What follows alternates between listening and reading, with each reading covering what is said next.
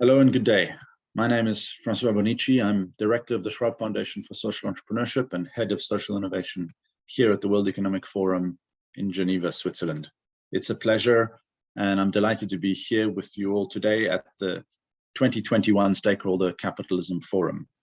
It's a pleasure to be here, and thank you for inviting me.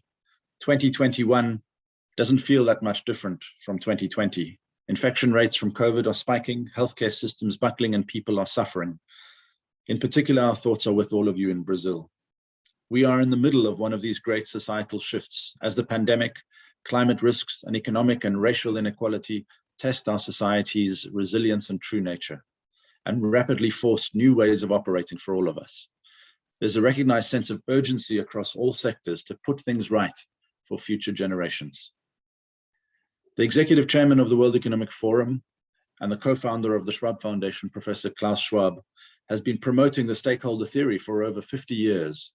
And as you know, stakeholder capitalism has made headlines in the past 18 to 24 months as the World Economic Forum, the Business Roundtable, and others have called on corporate leaders to include the voice of stakeholders in critical decision-making. The way Professor Schwab also envisions stakeholder capitalism is not necessarily with business at the center and stakeholders on the outside, but actually with our collective future in the center and business as a stakeholder itself, an important, powerful, critical, and innovative one that can either help realize our collective future or drive it further away from our vision. One start to implementing unified and transparent and comparable environmental, social, and governance ESG metrics will be an important step to garner the power, but also the responsibility of business in that collective future.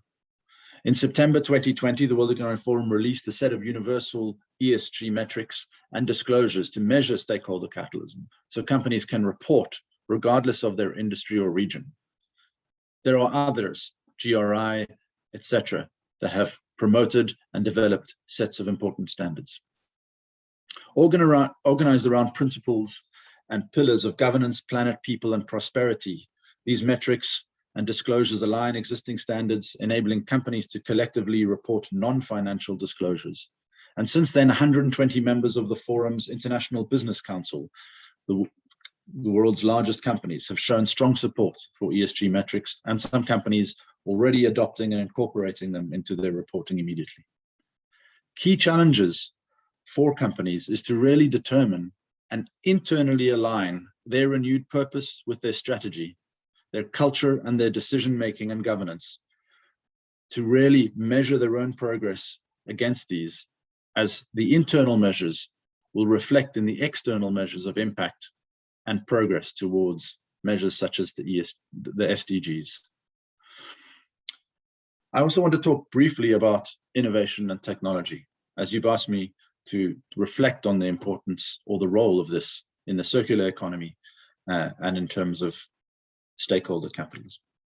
I want to reflect to a large degree on the work of social innovation, given the Schwab Foundation has been focused on that and observing what social innovators have done over the last few decades. As you know, social movements have been there to force a rethink of capitalism, and this has been growing for decades, from large sustained protests such as the Occupy Wall Street to the young activists inspired by global climate strikes, and the broader movement such as Black Lives Matter and others focused on the profound inequalities in our society, adding to public demand for a fairer society. Extreme protests create awareness and create political will for what we don't want, while social innovators have been working for decades to prove that alternative models and solutions can work and can put stakeholder capitalism into practice. From building more inclusive, sustainable business models, social entrepreneurs like Boomera are integral to this implementation of stakeholder capitalism. The Schwab Foundation's collective community of outstanding social innovators has improved the lives of more than 622 million people in 190 countries, have provided loans and services to the value of $6.7 billion and mitigated more than 192 million tons of CO2, while improving education for more than 226 million children and youth. amongst many other measures. So we know that social innovators can demonstrate these alternative working models as we face the current challenges to our planet, to our society, and our economies. By having the mission to engage all stakeholders in the creation of social and economic value, we know that social innovators have proven that employees, customers, suppliers, local communities, and the environment can benefit.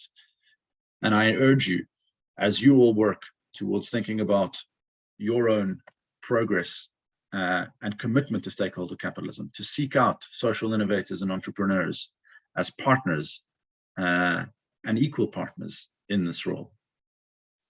In particular, the role of innovation and technology in the circular economy is a critical one, and I won't go into details, but what I want to focus on are particular kinds of innovators that we consider, and the World Economic Forum have written about, called circular trailblazers as critical actors. So while they might on the surface seem like many similar technology companies or startups or scale-ups that are several years old and scaling rapidly, what we're really interested in are those that look to actively pave the way for others to transform sectors that take up circular solutions. And Boomera certainly is one of these examples.